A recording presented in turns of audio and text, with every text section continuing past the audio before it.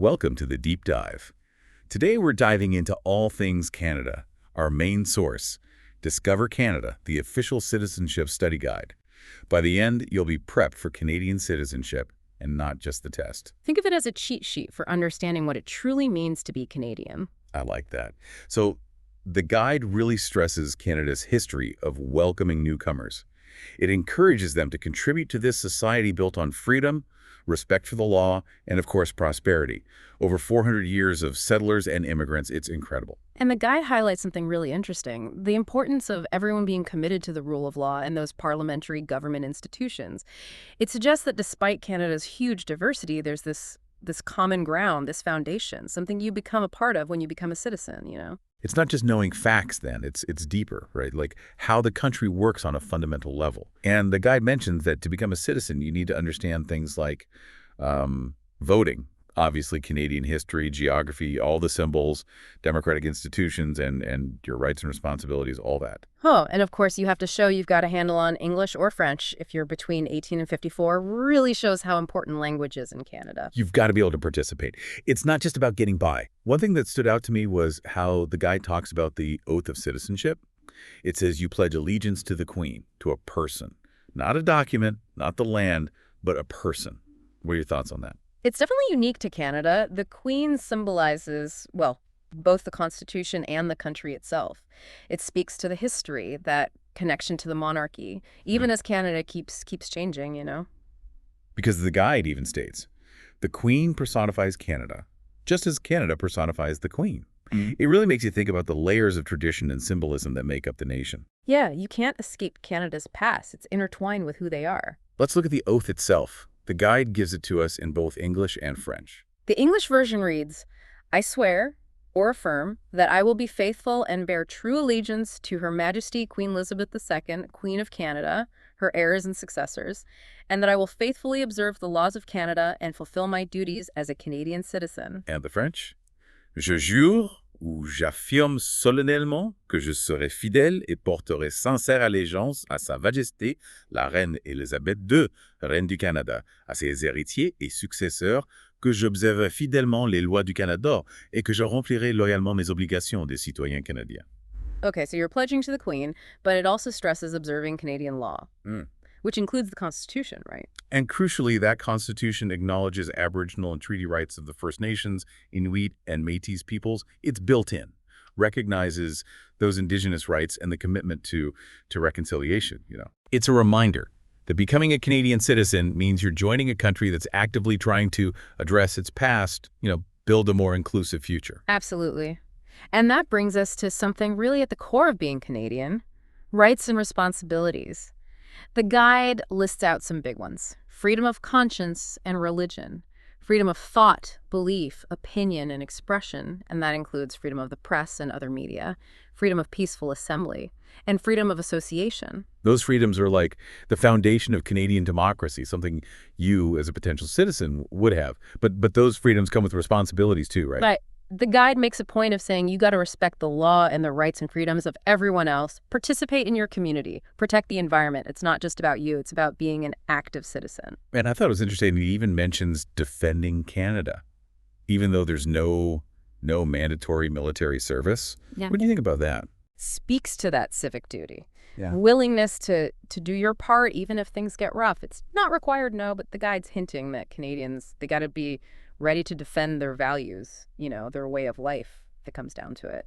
So it's not all about, individual rights. It's a different way to look at it. Now, the guide gets into Indigenous peoples, specifically. It says First Nations, Inuit, and Métis. They're distinct groups with their own history and culture.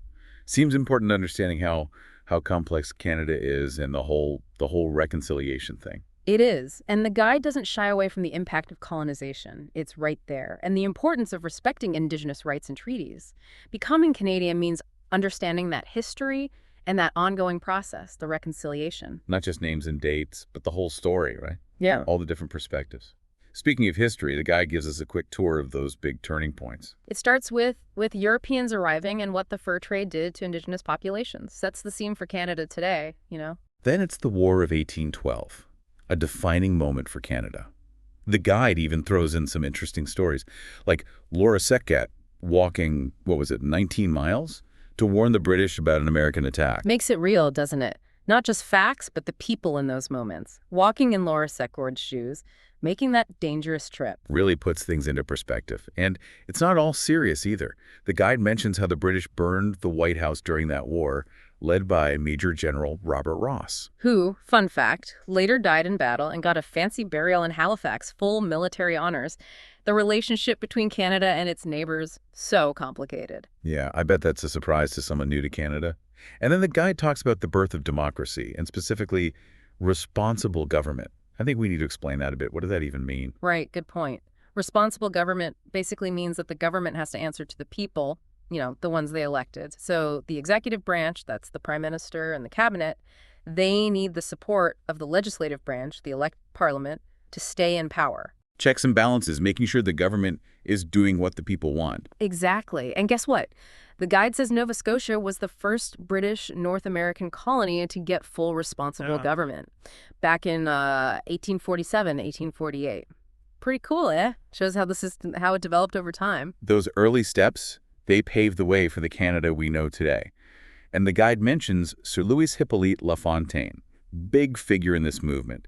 He was all about democracy and French-Canadian rights, became the first leader of a responsible government in Canada in 1849. Lafontaine's story, it shows just how complicated Canada's history is. Pushing for democracy, but also making sure French-Canadian identity had a place. It's more than just one story, isn't it? And then, of course, there's Confederation in 1867. That's when things start to really take shape. Yeah, so the guide explains how representatives from Nova Scotia, New Brunswick, and the province of Canada, with Britain's blessing, they get together and create this new nation. These guys, they're called the Fathers of Confederation. They set up a federal system, 2 levels of government, federal and provincial. So not just one giant government, but shared power. A key part of it all. And the old province of Canada, it gets split, becomes Ontario and Quebec.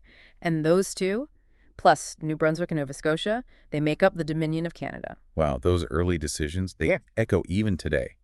And then you have westward expansion, the railway. The guide talks about this dream of stretching across the continent. It was central to the whole vision of Canada. It's fascinating. The guide says Sir Leonard Tilley, one of those fathers of Confederation, he's the one who suggested the name Dominion of Canada back in 1864. And get this, he was inspired by Psalm 72. He shall have dominion also from sea to sea and from the river unto the ends of the earth. That's a powerful image. That sense of, I don't know, destiny. And the railway was how they made it happen. It was. The guide tells us that, thanks to the railway, over 170,000 Ukrainians, 115,000 Polish people, and thousands from Germany, France, Norway, Sweden, all sorts of places, they settled in Western Canada before 1914. They really built up the agriculture there. Canada's story, it's built on immigration, on people coming from all over. And we can't forget Sir Wilfrid Laurier, the first French-Canadian Prime Minister since Confederation. He was a big supporter of immigration to the West. And his face is on the $5 bill. Fun fact. But it shows you how those historical threads, they're everywhere, even in your wallet. You're literally holding history. And then the guide brings up women's suffrage. It's a good reminder that the fight for equality, for everyone to participate fully in society, it's been a long journey. It's still going on. Right. Back at Confederation, only white men who owned property could vote, like a lot of places at the time. But the guide, it highlights how Canadian women, they weren't going to sit around and let that stand. It talks about Dr. Emily Stowe, the first Canadian woman to practice medicine in Canada, a pioneer for women's right to vote. Incredible women fighting for those rights. And in 1916, Manitoba, they became the first province to let women vote, a big step towards equality. It shows that Canada, as much as it values tradition, it's also been willing to change, to embrace these progressive values. It's a balancing act, isn't it? And then we hit the early 20th century and World War I.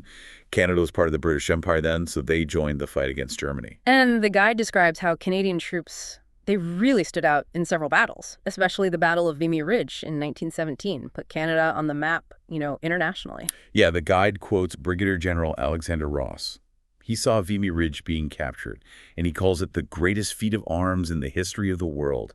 He even says he saw the birth of a nation that day. Pretty powerful stuff. It shows you the sacrifices Canadians made during war and how those experiences, they became part of the national identity. Although the guide also mentions a darker side to this. Over 8,000 people who were Austro-Hungarian citizens, mostly Ukrainian men, they were interned, called enemy aliens. Put in these work camps, 24 of them across the country, between 1914 and 1920. Wow. Even when everyone's supposed to be united, there can be, well, fear and prejudice. In those Yeah. parts of Canadian history, they're important to remember. Absolutely. The guide keeps going, describing Canada's involvement in the war, mentions General Sir Arthur Currie, considered Canada's best soldier. Led the Canadian Corps alongside the French and British in the last 100 days. Pivotal battles, the ones that won the war for the Allies.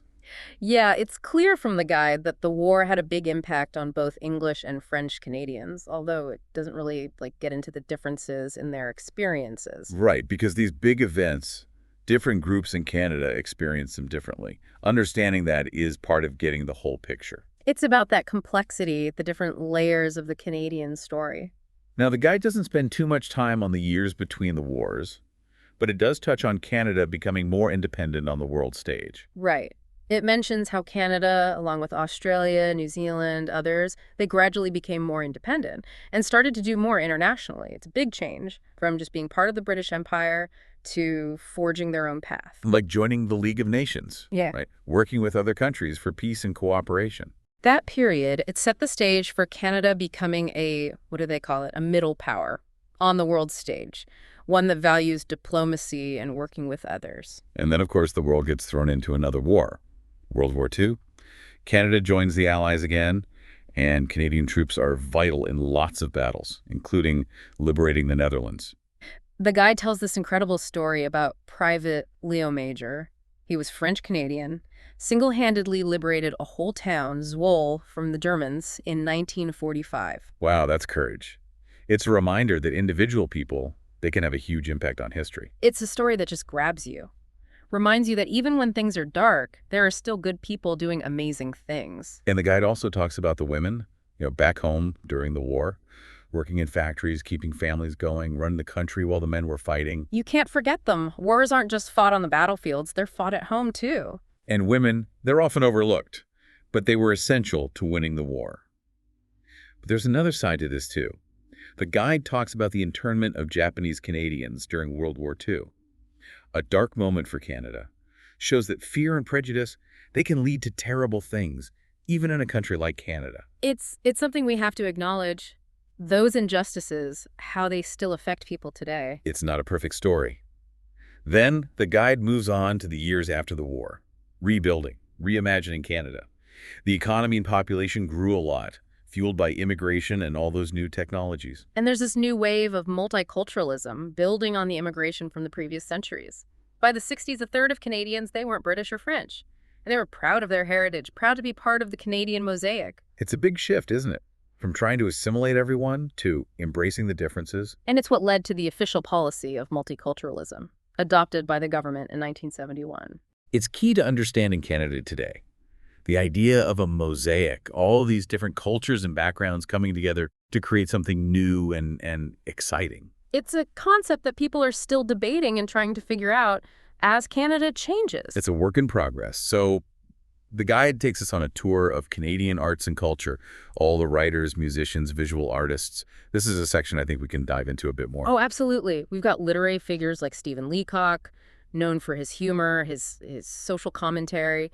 Louis Hamon, his novel Maria Chapdelaine, captured French-Canadian life. Sir Charles G.D. Roberts, he was a poet, helped establish a distinctly Canadian literary voice. Pauline Johnson, another poet and a performer, celebrated her Mohawk heritage. Émile Nelligan, a French-Canadian poet, he wrote about isolation and loss. Robertson Davies, a novelist, a playwright, known for his wit, his insights. Margaret Lawrence, another novelist, she explored family and identity. And Mordecai Richler, known for his satirical portrayals of Jewish life in Montreal. Wow, that's a lot of names. But each one, they show us a different part of the Canadian experience, right? Exactly. And those are just a few. The literary scene in Canada is huge, and in music, the guide talks about Sir Ernest Macmillan, a conductor, composer, pianist. He helped to build a national musical identity. And then there's Healy Willan, organist and composer, known for his sacred and secular music. These guys laid the groundwork for a thriving music scene. And visually. What about the group of seven? They're mentioned in the guide. known for their unique style of landscape painting. Those paintings, usually of the Canadian wilderness, so rugged and beautiful, they helped define a Canadian aesthetic. It was different from European styles. They were celebrating what was unique about the Canadian landscape. The guide also mentions Emily Carr, whose paintings they often depict the forests and indigenous heritage of the West Coast. And Kinozwak Ashevak, her engravings, prints, and sculptures helped establish Inuit art. It's amazing how art shows us all those different landscapes, the different people who live in them. It's a reminder that Canadian culture, it's not just one thing. It's this tapestry woven from all these different influences and expressions. And that's just a taste. There's so much richness and diversity in Canadian artistic expression. And the guide goes on to explore Canada's growing role in the world, especially during the Cold War. Yeah, it explains how Canada, along with other democracies in the West, they formed NATO, a military alliance, and worked with the U.S. to create NORAD. Those alliances, they show Canada's commitment to working together for security and their role in the West during the Cold War. It's interesting. Canada was aligned with the West, but it also wanted to do things its own way. The guide mentions how Canada is committed to peacekeeping. They've been part of so many UN missions in places like Egypt, Cyprus, Haiti. Peacekeeping, it became a big part of Canadian foreign policy. It reflects their desire to make the world more peaceful, more stable. They've also been part of other international security operations, like the ones in the former Yugoslavia and Afghanistan. It shows how complicated things can be. Canada wants peace, but they also have to deal with security threats. And while all that was happening, the guide says Canada was a haven for refugees. Thousands of people fleeing communist oppression, like around 37,000 Hungarians escaping from the Soviets in 1956, and over 50,000 Vietnamese who came after the communists won in 1975. It's compassion, it's humanitarianism, it's part of who Canada is, committed to human rights, offering safety to people who need it. It's a core part of Canadian identity, this belief in helping others, offering a safe place to people fleeing persecution. It's a part of the Canadian story that people all over the world connect with. Okay, let's switch gears for a minute and talk about some specific things about Canadian life that the guide mentions, starting with Canadian sports. And you can't talk about Canadian sports without mentioning hockey, right? Of course. The guide explains how it started in Canada, way back in the 19th century, and how the NHL teams, they compete for the Stanley Cup, which was donated by Lord Stanley, the Governor-General of Canada, back in 1892. More than just a game, it's woven into the culture. And the guide mentions the Clarkson Cup, created in 2005 by Adrienne Clarkson. She was the 26th Governor General and the first of Asian origin. It's awarded to women's hockey teams. So Canadian traditions, they're changing too, becoming more inclusive. Shows how Canada is adapting. Those iconic symbols, they're reflecting the changing demographics, the values. And let's not forget about Canadian football, second most popular sport, with the CFL competing for the Grey Cup. The CFL, it's another unique thing about Canada, with its own rules and traditions. The guide also mentions curling. It was brought over by Scottish pioneers, and lacrosse, originally played by Indigenous peoples, now it's Canada's official summer sport. And soccer. It's getting more and more popular, more registered players than any other sport in Canada. Shows you how diverse the country is becoming. All these different sports, they show just how multifaceted Canadian identity really is. So let's talk about some of those iconic Canadian symbols, starting with the beaver. I mean, what's more Canadian than a beaver, right? It's funny, the guide explains how the beaver, it was first chosen as the symbol of the Hudson's Bay Company ages ago. Then it became the emblem of the Société Saint-Jean-Baptiste, a French-Canadian patriotic association, in 1834. How a symbol changes, takes on new meaning over time, it's really interesting. Now you see it everywhere. On the 5-cent coin, the coats of arms of Saskatchewan and Alberta, the emblems of Montreal, Toronto, tons of cities. The beaver, it represents hard work, that resourcefulness. The guide also points to Canada's two official languages, French and English. They're symbols of identity, too. It explains how French and English speakers have lived together, sometimes not so easily, for over 300 years. That bilingualism, it's a big part of Canada, shaping its culture, politics, its whole identity. Something to think about if you want to be a citizen. You have to show, French or English well enough. It's serious. The guide then talks about the Official Languages Act, adopted by Parliament in 1969. It has three main goals. First, to make sure French and English are equal in Parliament, the government, and all the institutions covered by the Act. Second, to help English and French minority communities grow and thrive in Canada. And third, to promote equality between French and English in all of Canadian society. It's a big deal. Shows how important it is for Canada to be bilingual and how both languages contribute to the country. Trying to make sure both languages are strong and Canadians can get services and education in the language they choose. It's a process, for sure, but the Official Languages Act has really shaped Canada's bilingual character. Let's move on to another powerful symbol, the Victoria Cross. Yeah. The highest honor a Canadian can receive. The guide explains that it recognizes, well, acts of incredible bravery, incredible sacrifice, or ultimate devotion to duty in the face of the enemy. Since 1854, 96 Canadians have received the Victoria Cross. It's a symbol of courage, selflessness, people who have gone above and beyond for their country. The guide tells the stories of some of the recipients. Like Corporal Philip Conowal, he was born in Ukraine and showed incredible courage during the Battle of Hill 70 in 1917. He was the first person in the Canadian Corps not born in the British Empire to get the Victoria Cross. Heroism, it can come from anywhere. The Canadian story is full of people from all different backgrounds. Yeah. And the guide also mentions Captain Billy Bishop, a flying ace from Owen Sound, Ontario, got the Victoria Cross while serving in the Royal Flying Corps during World War I. He later became an honorary Air Marshal of the Royal Canadian Air Force. Those stories, they're so inspiring, show you the human side of courage and sacrifice. They embody duty, honor, selflessness, all those things the Victoria Cross stands for. Okay, let's switch gears again. Let's dive into Canadian democracy, how the government works. Essential stuff for anyone thinking about becoming a citizen. Absolutely. The guide starts by laying out the 3 levels of government in Canada: federal, provincial, territorial, and municipal. It's important to get how these different levels work together, how they serve the needs of Canadians. So the federal government, they're responsible for the big things, national and international stuff. Things like defense, foreign policy, trade, communication between the provinces, currency, navigation, criminal law, and citizenship. The stuff that affects the whole country. Provincial governments, they're more focused on things closer to home, like municipalities, education, healthcare, natural resources, property and civil rights, highways. They get to make policies specific to their people and their needs.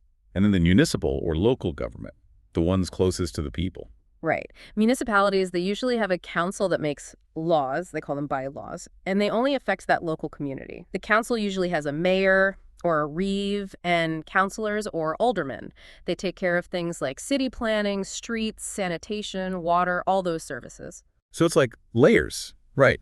Different levels with different jobs, but they all got to work together to make the society function. Exactly. And the guide, it really emphasizes how important it is to understand this division of powers. That's Canadian federalism. Different provinces get to tailor their policies, try new things. So let's zoom in on the federal government, the one you pledge allegiance to when you become a citizen. The guide says it's got 3 parts: the Queen, the Senate, and the House of Commons. A system built on, centuries of tradition and change. Yeah. The Queen is the head of state, but she's represented in Canada by the Governor General. It's mostly symbolic, because of Canada's historical ties to the monarchy. Then there's the Senate, made up of people appointed by the Governor General, but the Prime Minister advises on who to appoint. They're the ones who take a second look at the laws passed by the House of Commons. And the House of Commons, that's the heart of Canadian democracy. Elected representatives from every province and territory. They debate and pass laws representing the will of the people. The people have a voice through those elected officials. Exactly. It's a parliamentary democracy. So the government is accountable to the people who elected them. And the guide explains how laws are made in Canada. First, someone proposes a law. It's called a bill, and it's introduced in the House of Commons. If a majority of the members of Parliament, the MPs, if they vote yes, then it goes to the Senate. And if the Senate says yes, too, then the Governor General gives it royal assent. That's when it officially becomes a law. A whole process, lots of discussion and debate. The guide also talks about voting, how important it is in a democracy. Canadians 18 and older, it's their right and their responsibility to vote. Federal, provincial, municipal, every election. That's how citizens get to shape their government and their communities. It's about having a say. And it emphasizes the right to a secret ballot. No one watching you vote, no one asking how you voted. That's how you make sure elections are free and fair. Protects your right to vote without being intimidated. Now, let's talk about the Prime Minister, the head honcho. The guy explains that they're the leader of the political party that wins the most seats in the House of Commons. They run the country, set the government's priorities. And they pick the ministers. The heads of different government departments, that's the cabinet, they all work together to develop policies. And they answer to Parliament and ultimately to the people. The guide is clear about that. The Prime Minister and their party, they stay in power as long as they have the support, the confidence of a majority of MPs. If the House of Commons votes on something big, like the budget, that's considered a confidence vote. If most of the MPs vote against the government, they're out. And the Prime Minister usually asks the Governor General to call an election. So the government can be kicked out if they lose the support of the elected representatives. It keeps them accountable, makes them listen to the people. And don't forget about the opposition parties, the ones who aren't in power. They have an important job keeping the government in check. For sure. The opposition party with the most MPs, they're called the official opposition, or Her Majesty's loyal opposition. They're supposed to question what the government does and offer different perspectives. When this guide was published, there were three big political parties in the House of Commons: Conservatives, New Democrats, and Liberals. Things have changed since then, but the idea of an opposition, it's still the same. Keep the government accountable and make sure different points of view are heard. Essential for a healthy democracy, that's for sure. Okay, so we've talked about the federal government. Let's zoom out a little and touch on the provincial and territorial governments. Each province has a premier, kind of like the prime minister for their province. They lead the province, set their government's agenda. And each province has a lieutenant governor. They represent the queen at the provincial level, mostly ceremonial, like the governor general at the federal level. In the territories, they have a commissioner, represents the federal government, and has a mostly ceremonial role.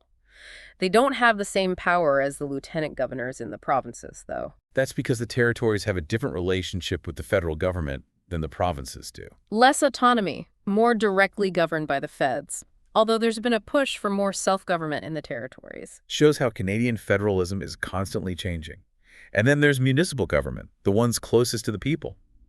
The guide explains that municipalities, they're really important to the lives of citizens. They take care of those essential services everyone needs. Garbage collection, water, road maintenance. They also have recreational facilities, parks, community centers. Making sure the community's needs are met, that people have a say in their neighborhoods. It's where people have the most contact with their elected representatives. It's great how the guide emphasizes that all three levels of government, they're important, making sure that the needs of Canadians are being met. It's all interconnected, working together to make society work. So let's talk about one of the most iconic landmarks, the Parliament buildings.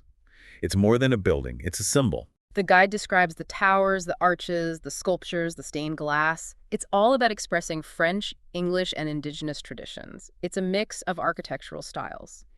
Neo-Gothic, which was popular when Queen Victoria was ruling, the buildings were finished in the 1860s. The center block burned down in 1916, but it was rebuilt in 1922. The library is the only part that survived. That was a close one. All that history, almost lost. And then there's the Peace Tower, finished in 1927, a memorial to World War I. Inside, there's a carillon, 53 bells. You can hear them ringing all over Ottawa. It's a sound that just, I don't know, takes you back. The guide, it really captures how grand those buildings are, symbols of democracy, national identity. And it emphasizes how important they are as a place where all Canadians can come together and participate in democracy. Because democracy is more than just voting, right? It's about talking, debating, sharing ideas peacefully. Let's talk about another aspect of Canadian life highlighted in the guide: innovation and discovery. Canada's got this long history of coming up with new things. Canadians are making a difference in science, technology, medicine. The guide lists some of the most famous ones, starting with Alexander Graham Bell. He came up with the idea for the telephone at his summer home in Canada. That invention changed everything: how we communicate, how we connect with people all over the world. And then there's Joseph Armand Bombardier. He invented the snowmobile, perfect for getting around in the winter. Shows you how resourceful Canadians are, how they adapt to a tough environment. It's problem solving at its finest. And don't forget about Sir Sandford Fleming. He came up with the worldwide system of standard time zones. Can you imagine a world without them? It was a Canadian who brought order to all that time chaos. It's amazing. Canadians have made contributions that have shaken the world. And the guide also mentions Matthew Evans and Henry Woodward. Together, they invented the first incandescent light bulb, but they sold their patent to Thomas Edison, who's the one who made it a commercial success. It's a great story. Shows you how complicated innovation can be and the role of of entrepreneurship, bringing new things to the market. Sometimes Canadian ingenuity doesn't get the credit it deserves. And then there's Reginald Fessenden. He was a big part of inventing the radio. He transmitted the first wireless voice message ever. Think about it, a world without radio, without the ability to send sound across such huge distances. That Canadian invention changed the world. It's mind-blowing, those early inventions, how they've shaped everything. And the guide mentions some incredible medical advancements, too, like Dr. Wilder Penfield, a brain surgeon at McGill University in Montreal. They called him the greatest living Canadian. What made him so great? Oh, Penfield, he was a giant in neuroscience, came up with new ways to do surgery for epilepsy, and he made these groundbreaking discoveries about how the brain works. His work has changed how we understand the brain, how we treat neurological problems. It's still relevant today. Those Canadian discoveries have pushed medical science forward in a big way. And the guide mentions Dr. John A. Hopps, who invented the first artificial pacemaker. That one invention, think about how many lives it saved. Incredible. It's that Canadian ingenuity. They see a problem and they try to fix it, make life better. And speaking of, we can't forget SPAR Aerospace and the National Research Council.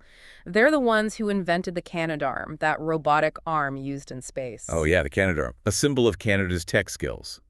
It's been on so many space shuttle missions, helped build the International Space Station, done some amazing scientific research. Canadians are proud of that one, showing the world what they can do in space. Yeah. And the guide mentions Mike Lazaridis and Jim Balsillie. They were from Research in Motion, Roll-Tay, you remember them, the BlackBerry. Oh yeah, the BlackBerry. Yeah. That was a big deal for a while. Changed the way we communicate, being able to stay connected wherever you go. That was new then. And a Canadian invention. They changed the world. And of course, there's Sir Frederick Banting from Toronto and Charles Best, the guys who discovered insulin. Used to treat diabetes, saved millions of lives. One of the biggest medical breakthroughs, and it came from Canada. Pretty impressive. It really is. All these examples, they show how inventive and innovative Canadians are. Canada's been at the forefront of discovery and technology, consistently. And the guide reminds us that Canada's prosperity, its diversity, it depends on everyone working together to meet the challenges of the future. It wraps up with a really powerful message. It says, in taking the steps to become a Canadian citizen, you are seeking to join a country that, with your active participation, will continue to grow and prosper. What will your contribution to Canada be? It's like a call to action, asking newcomers to think about how they can contribute, how they can use their skills and talents to make Canada better. Becoming a Canadian citizen, it's not just about what you get, it's about what you give back. Exactly. It's about being an active part of the community, contributing to the country. Now, the guide takes us on this tour of Canada's different regions. It really shows you the unique character of each province and territory. It's a good reminder that Canada, it's not all the same. It's this mosaic of landscapes, cultures, experiences. Where should we start? Let's start out east, those Atlantic provinces. Known for their rugged coastlines, the whole maritime history, and those vibrant cultures.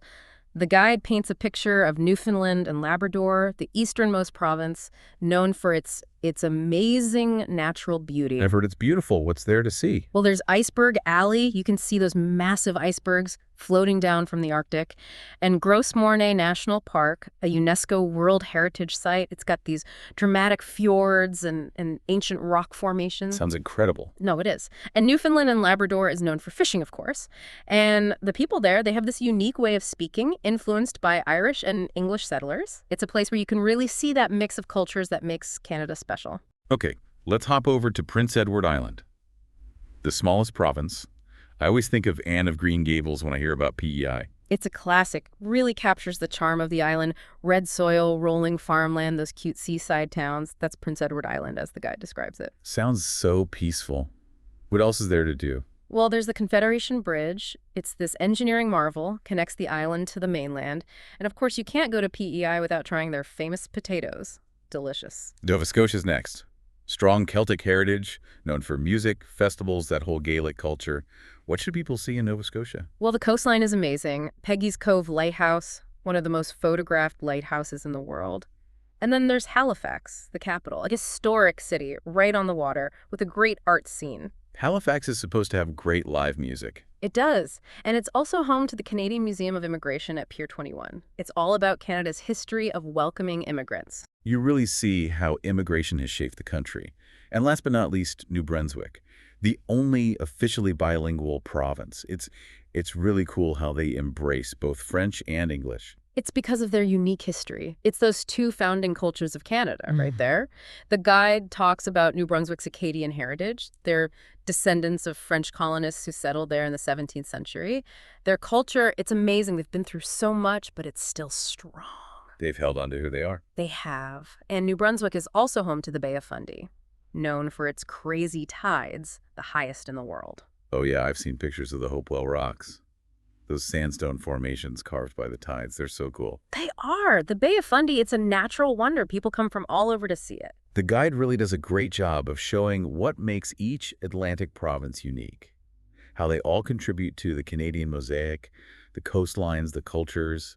It's also diverse and beautiful. A region rich in history, culture, and natural beauty, that's for sure. Okay, let's head west now to central Canada, home to the two biggest provinces, Ontario and Quebec.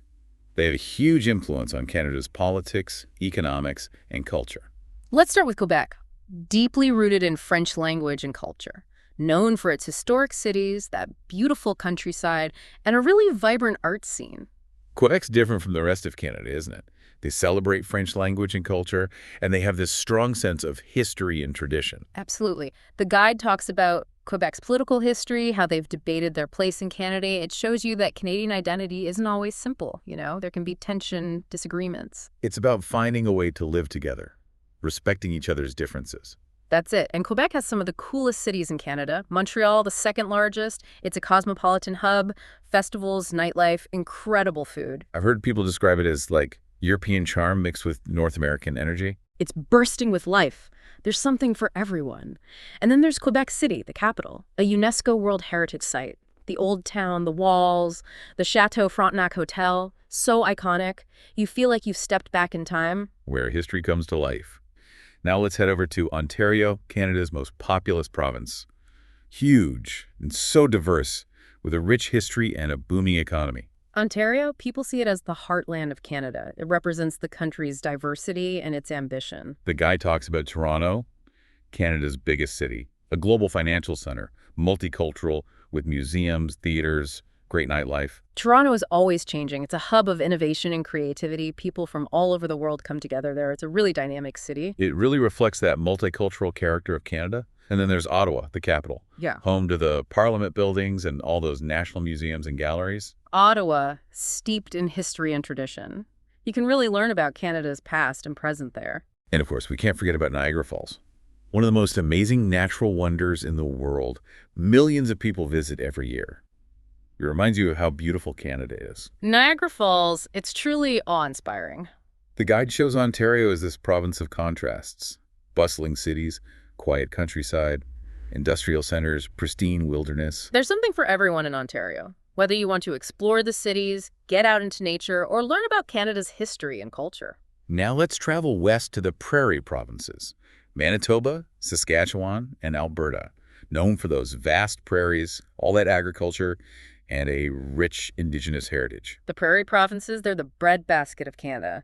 Feeding the country and the world, they're essential. The guide starts with Manitoba, describes that flat, fertile farmland and its capital city, Winnipeg, a transportation hub and a center for the arts. I've heard Winnipeg has a great music scene. It does. And Winnipeg is also home to the Canadian Museum for Human Rights. It's unique, explores the history of human rights all over the world. A reminder that Canada's committed to human rights, trying to promote those values globally.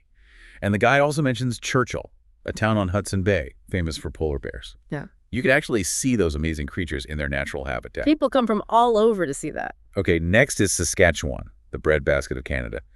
Vast wheat fields, and they see the people are super friendly. What are some of the highlights? The guide talks about Regina, the capital, home to the RCMP Heritage Center, all about the Mounties, their history, their traditions. It's fascinating. Saskatchewan is also known for its lakes and forests, right? Great for camping, fishing, being outdoors. Absolutely. And there's a strong Indigenous presence in the province, with many First Nations communities working hard to keep their culture and traditions alive. Then we have Alberta, rich in oil and natural gas and those incredible mountains. It's a province of contrasts, energy and beauty. The guide describes Calgary, Alberta's biggest city.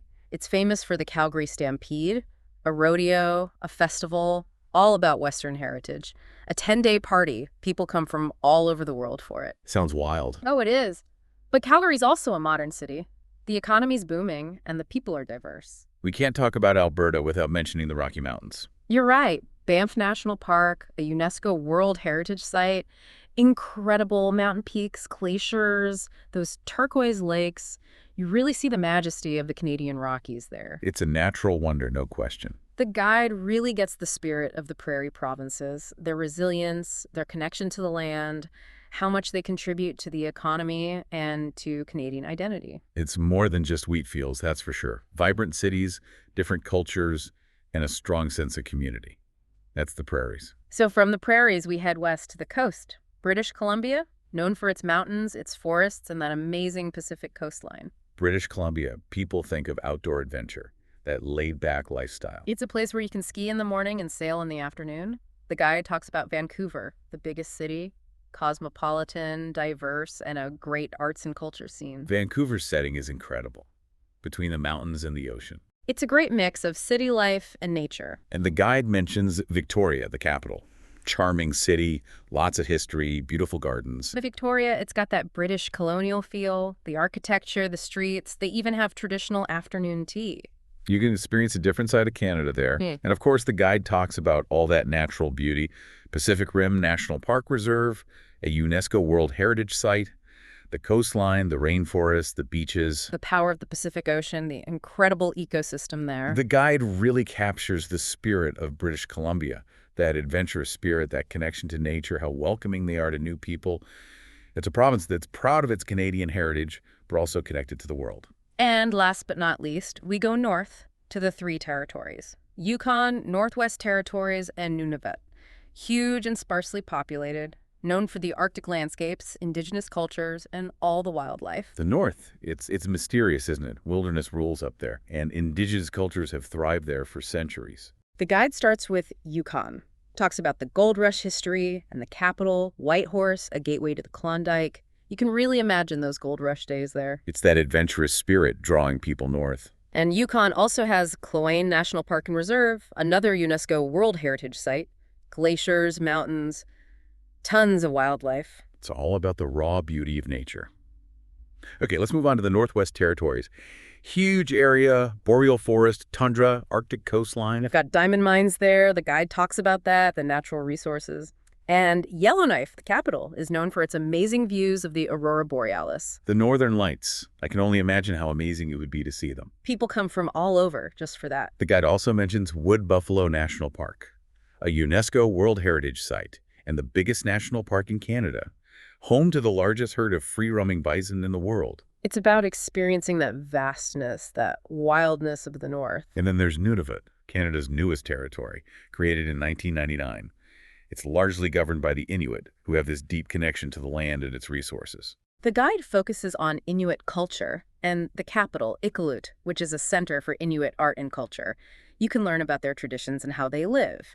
It shows you that Canada has this diverse indigenous heritage, and it's so important to understanding the country. And Nunavut has Ayuwatik National Park, a beautiful Arctic wilderness area. Glaciers, fjords, mountains. Each territory is so unique, so vast, so remote, and the people are so resilient. The guide really captures that. The North is incredible. So much beauty, so much culture. We need to respect it, pay attention to it. It makes you think about the balance between development and conservation and how important it is to listen to Indigenous knowledge and their stewardship. So going through this guide, it's more than just facts and figures, right? It's about the values, the beliefs, the things that make up Canadian society. They shape how Canada sees the world, how it treats its citizens. Exactly. It's about the bigger picture. So what are some of those core values you see? Well, equality is huge. Canadians believe everyone should have the same opportunities, regardless of race, religion, gender, sexual orientation, anything like that. That's in the Charter of Rights and Freedoms, isn't it? Yeah. Guarantees those equal rights for everyone. And it's something that's constantly being tested, redefined as Canada changes. The guide also talks about diversity and inclusion. Canada as a mosaic of cultures and backgrounds, that's a core part of being Canadian. The idea that diversity makes us stronger. It's about celebrating what makes each person, each group unique, but also fostering that sense of belonging. It's so important, especially in today's world. People from all different backgrounds are interacting more than ever before. Another big one is respect for the law. Canada's a country governed by the rule of law. Everyone's subject to the same laws, no one is above the law. That's how you have a just society. Everyone's treated fairly, everyone's rights are protected. It's in the Canadian legal system. It's a cornerstone of their democracy. And one of the reasons why Canada is seen as such a peaceful, stable country. For sure. And the guide highlights democracy, too, how Canadians elect their representatives, how the government answers to the people. It's about the people having the power and having the responsibility to participate. And it talks about freedom of speech, freedom of the press, freedom of assembly. All those freedoms, they're essential for a healthy democracy. Open debate, different points of view, that's what it's all about. And those are protected in the Charter. Yeah. Absolutely. Canadians can speak their minds, challenge the government, hold them accountable. That's how a democracy thrives. So as we wrap up this deep dive, the guide reminds us that Canada is still a work in progress. It recognizes that there are things to fix. Reconciliation with Indigenous peoples, systemic racism, discrimination. Building a just society, it's an ongoing process. Canadians have to keep working together to address those problems. But the guide is optimistic. It highlights how resilient Canadians are, their compassion, their innovation. They believe in the power of Canadians to work together, overcome challenges, and build a better future for everyone. They encourage Canadians to embrace their diversity, learn from the past, and work together. It's not just about living in Canada. It's about actively shaping the country. It's a call to action. Be part of the Canadian story. Going through the guide, what really stood out to me was the emphasis on active citizenship. It's not enough to just know about Canada. You have to understand your rights and responsibilities, participate in your community, engage in the whole democratic process. Be an informed and engaged citizen, doing your part for Canada. Speak up, volunteer, make a difference in your community. And that's a powerful message for everyone, not just people becoming citizens. It's a reminder that being Canadian, it's a privilege, but it's also a responsibility. It's a call to live those values, equality, respect, democracy, and work together to build a better Canada for everyone. As we finish this deep dive into what it means to be Canadian, the guide leaves us with this great image. Canada as a mosaic, this tapestry woven from all the different experiences and contributions of its people. It's an image that celebrates our differences, but also recognizes that we share values, we share a destiny. It gives you hope, makes you optimistic about the future of this amazing country. You know, one story that really stood out from the guide, the story of Terry Fox, it just sums up that Canadian spirit. Determination, resilience, the commitment to making a difference. Oh, Terry Fox's story is incredible. Lost his leg to cancer, then ran across the country in 1980 to raise money for cancer research. His Marathon of Hope, it captured the hearts of people all over the world.